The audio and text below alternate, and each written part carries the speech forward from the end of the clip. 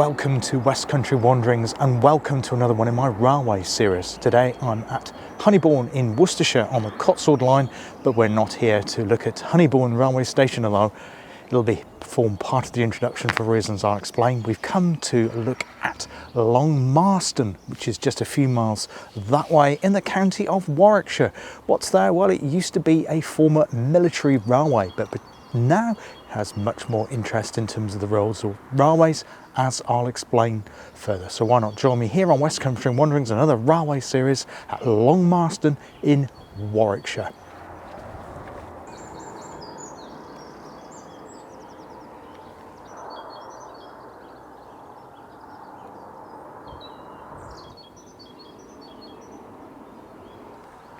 Just tell you a little bit about the history of the railways in this area. Honeybourne lines are the Cotswold line between Worcester and Oxford. In fact, we've come across the Cotswold line many times before, of course, on West Country Wanderings as my jaunts around the Cotswolds. But it was also a junction line, so today it has just two platforms, obviously one towards Worcester and one down to Oxford and London. But you'll notice that there's another platform here. In fact, there is still a live running rail behind me. And it's what's at the end of that railway line that we're most interested in. This line used to continue on to Stratford-on-Avon. In fact, in the other way, it used to continue on to Cheltenham Spa. Currently, that line is used by the Gloucestershire-Warwickshire Preserve Line, the steam railway, and they're hoping to make a connection here to Honeybourne at some point. Their furthest extent is the Cotswold town of Broadway, just about 4 or 5 miles to the south of here. So yes, there is a running track here. So why is this here? Well, this provides the connection between the main line and Long Marston. This line closed between Cheltenham Spa and Stratford-upon-Avon in 1976. There was actually a freight train derailment. The line was used occasionally for passenger trains, excursions, but it was also used for diversionary freight to take it off the main busy Birmingham to Bristol main line. And unfortunately, a train derailed, causing a lot of damage to the track. And BR in those days, rather than repairing the track, decided to enclose the entire line, which seems rather foolhardy because we could do that as a diversion route today. So yes, this line originally served, after the line closed, a spur into the depot, the Long Military Depot at Long Marston in Warwickshire, which as I say is a few miles over that way. What I'm going to do is make my way towards Long Marston, but we'll see if we can catch up with this line before it comes into the Long Marston Railway Centre.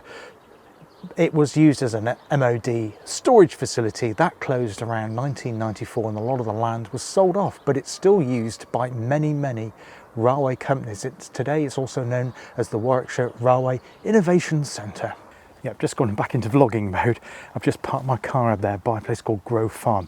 We've just come here, just a mile outside of Honeybourne village now on the Long Marston Road. Just pulled over because there are two railway bridges here. I'll tell you more about them in a sec.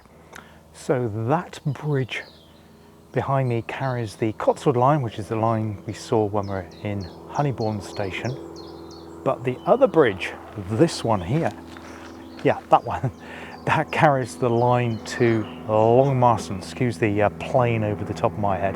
In fact, this used to be a triangulation point, not triangulation point, a triangular junction, should I say, because there was a spur off that way, which would have gone across to join up with the Cotswold line in that direction. I'll put a map on so it makes it look a bit clearer. And that is the one that, there you go, they can see the bridge again. That's the one that we've taken you on down to Broadway and Cheltenham Spa.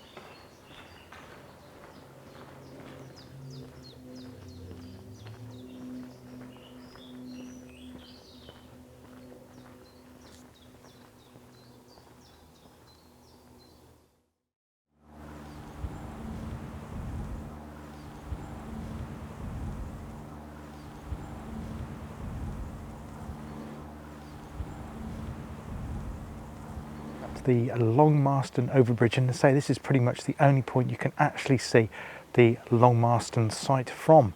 We've also got sidings down here on the opposite side of the road.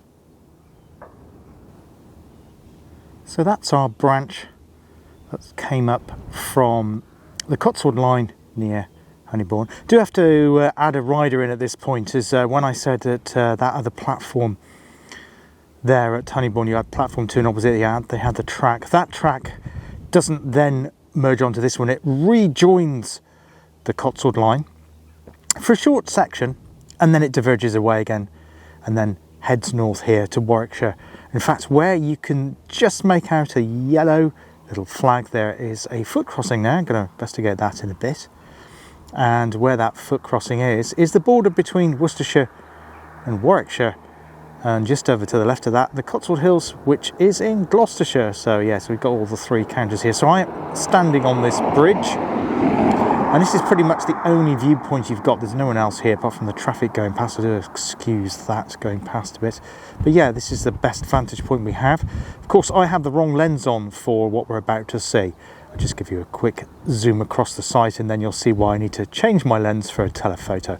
See if I can put a tripod up as well to give you the best, steadiest pictures possible. So yeah, here we go. So that's going underneath the bridge. And here's the road. So our railway line's going under there. And this, across the road, is what you see on the other side. So down there is the gates for the entry to the former Nifty's defence site, but as I say, it's pretty useless with a wide-angle lens on. We have loads of trucks stored up there, redundant oil tankers in storage, and some hangars.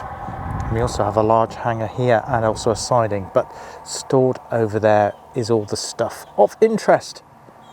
And yeah, let me go and swap the lens over. So there we go, got the telephoto lens, and we're on the old tripod again. Apologies for the road noise. It's quite a fast road behind me. I don't seem to be slowing down for the bridge at all. So I apologise for the road noise behind me, but hopefully there'll be gaps within that and hopefully be able to hear me. So I am quite close mic'd at the moment, so shouldn't be too bad. So yes, this is the main site here. And as you can see, there are some newer buildings, some engine sheds over there, and I'm just going to pan it across there so you can see the extent of what we have there. So you'll probably be able to see this clearer than what I am at the moment because I've got it on manual focus because I've got some bits of trees in front and I don't want the camera trying to focus on the trees rather than the trains. So yeah, I think it's some old South Western Railway stock there. Some people may be able to help me out here because I'm not great at identifying different types of trains. And so that seems to be, they're probably awaiting repainting, refurbishment. Now, the number of companies here, there is a company called Chrysalis Trains. They specialise in repairing or reliving. So say, for example, if a company has bought some stock off another company, which often happens in the railway world, in the privatised railway world, they need to be delivered in that new company's logo, etc., and colours, and that's the sort of thing that Chrysalis Rail do, and that's the sort of thing that takes place over there. Now down here, this part of the site, I think may belong to Porterbrook Leasing because they hold stock of freight trains and wagons essentially. As you can see, there are some other bits of carriages, passengers behind that, and there's some newer sheds behind that, and again apologise for the road noise. There's some cyclists there and an impatient driver trying to overtake the cyclists. Sorry about that. Yeah, so that's what happens at that part of the site. Now there is another part of it just over here, and that there, I think that is the base of Viva Rail. Now, Viva Rail is a fairly new company, and they specialise in taking stock which has previously been used, particularly on the London Underground network. And what they're currently doing is taking out the diesel or electric pickup locomotives. So obviously on the London Underground and what was Southern region is essentially a third rail operation, so it's working off a line rail. They've been looking at projects to how to make it more environment friendly to run railways where there isn't an overhead electrification or a third rail. So they're replacing the current equipment on those trains with batteries. Now, you heard that right. So just like we're going into having electric cars, we're now having electric trains. And that doesn't just mean overhead lines or third rail lines, it can also mean battery operated trains. I'm not sure how long they operate from. Now, Long Marston, before we had the pandemic and lockdown and all those horrible things, they used to run open days here in the summer, and they run a shuttle service from Honeybourne. I'm going to have to stop because of the plane overhead, it's just too noisy. Yeah, so hopefully it's gone a bit quieter again now. There's another car coming, so it is. I can't believe how busy this road is. It's right in the countryside here, and it doesn't seem to go to any obvious built-up areas, but it seems to be very, very busy, the road between Stratford-on-Avon and the rest of the Cotswolds. Yeah, so amazing sight. What I'm going to do now is, if I can have a look, I'll just have one more pan across there. There is some activity going on there, so I'm just moving my tripod around. Hopefully it's not too jittery. And that is where there is some, I've seen some people with high-vis jackets looking at the top of the containers there and the wagons, just checking them, I guess, and say they're in storage until they need to be used anywhere on the network, and they're just, the only connection to the rest of the network is through this gate. Yes, that gate there, and obviously you can see it's operated by a security company, so any trains entering Long Marston site or leaving it has to go through that gate. I don't think much happens here at the weekends, but it's a kind of chance I had to come and view it, and it is very difficult to find out when trains run in and out of this yard, and I guess they'll probably keep it quiet because of aforementioned security reasons. Can't make out what that writing is on the side. Is it on the fence or the side of the train? Looks like it, the first word says apply. I don't know. When I'll be able to view this on a bigger monitor, perhaps I'll work that out and put it as a subtitle below. So I've just come down from the railway bridge. That there is the entrance to the site from a different angle. And that's the abutment to the bridge that I was standing on earlier on. So yeah, that's the main entrance to the Long Marston site here. I'm not committing act of trespass. I'm actually on a foot crossing, which is just around the side. It's a public footpath which crosses the line at this point, goes into a field on the other side. I think it then goes into one of the villages. And that is the view looking in the opposite direction, back down to Honeybourne and the main Cotswold line. Well, that's all from West Country Wanderings for today on one of my railway series here at Long Marston in Warwickshire.